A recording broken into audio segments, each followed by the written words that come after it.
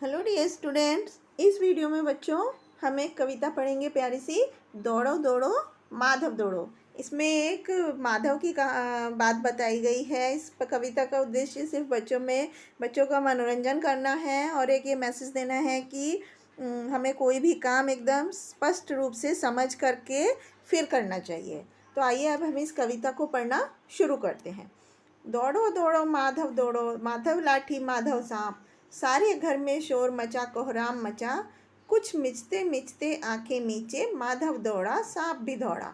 तो इन पंक्तियों में क्या बताया गया है? इन पंक्तियों में बताया गया है कि माधव को बोला जा रहा है कि तुम दौड़ो, भाग भाग के जाओ, माधव लाठी लेके आओ, माधव सांप आ गया है। सारे घर में एकदम शोर मच गया, शोरगुल मच गया सारे घर में कि माधव जल्दी आओ, एक लाठी लेके आओ कि एक सांप देखा है किसी ने। कुछ मिचते मिचते आंखें नीचे, माधव जो था वो आंखों को नीचे हुए यानी कि आंखें बंद करे हुए जल्दी जल्दी दौड़ दौड़ कर आता है। और सांप भी भागने लगता है, जो सांप था वहाँ पर वो भी भागने लगता है। सांप को एक जगह तो बैठता नहीं, वो इधर उधर जल्दी जल्दी भाग जाता है। सांप इधर सुर्रा कर लपका, माधव कूद के वो जा टपका, माधव था लाठी के पीछे, सांप वही माधव के नीचे। तो इन पंक्तियों में क्या बताया जा रहा है कि माधव भाग भाग के आया और सांप भी भागने लगा, और सांप इधर सुर्रा कर लपका, सांप जो है एकदम से लपक के माधव की तरफ कूदा, तो माधव भी कूद के दूसरी जगह जाकर कूद पड़ा।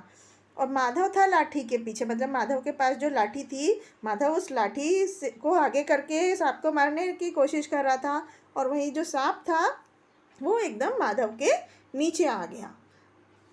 मैं चिल्लाया माधव मारो, लाठी मारो, माधव ने मुड़ के पूछा सांप या लाठी, लाठी मारो मैं चिल्लाया। तो यहाँ पर ये बताया गया, बातचीत बताई जा रही है माधव के बीच में कि माधव को बोला, माधव चिल्लाया कि दूसरा व्यक्ति चिल्लाता है कि माधव सांप के ऊपर लाठी मारो। तो माधव को ये क्लियर नहीं हुआ, ये स्पष्ट नहीं हुआ कि जो लाठी है, जो डंडा है, वो किस पर मारना है। तो माधव ने मुड़ करके उनसे पूछा कि सांप को मारना है, सांप मारना है या लाठी मारनी है। तो फिर वो कवि चिल्लाया कि लाठी मारो। लाठी मतलब वो जो डंडी लाने के लिए उसको बोला गया था कि तुम वो मारो। सांप उठा के मार दी लाठी माधव ने, हे राम कह के ठक से लाठी टूट गई और हाथ रह गया सांप।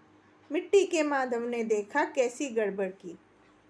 तो इन कवि पंक्तियों में कवि क्या कह रहे हैं कि सांप उठा के मार दी लाठी माधव ने। तो माधव इतनी ज़्यादा हड़बड़ी में था कि माधव को समझ नहीं आ रहा था, वो लोग सब चिल्ला रहे थे माधव मारो, लाठी मारो, सांप मारो। तो माधव को ये स्पष्ट नहीं हुआ और वो एकदम चिल्लाया और उसने सांप को उठाकर लाठी मार दी।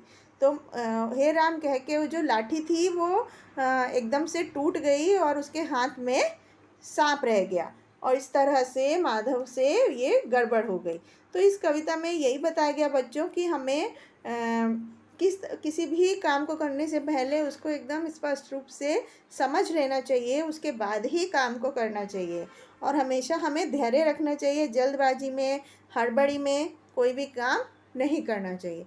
तो इस कविता में यही बताया गया है कि एक सांप आ जाता है और अचानक से माधव को लाठी लेकर और लोग बुलाते हैं कि सांप को मारने के लिए, लेकिन माधव को जल्दबाजी में वो आता है और उसको हड़बड़ी में, इतने शोरगुल में ये कुछ समझ नहीं आता है, और वो फिर लाठी को मार के सांप तो भाग जाता है और उसकी लाठी टूट जाती है। तो ये था इस कविता में। आई होप आपको समझ में आया होगा। Thank you.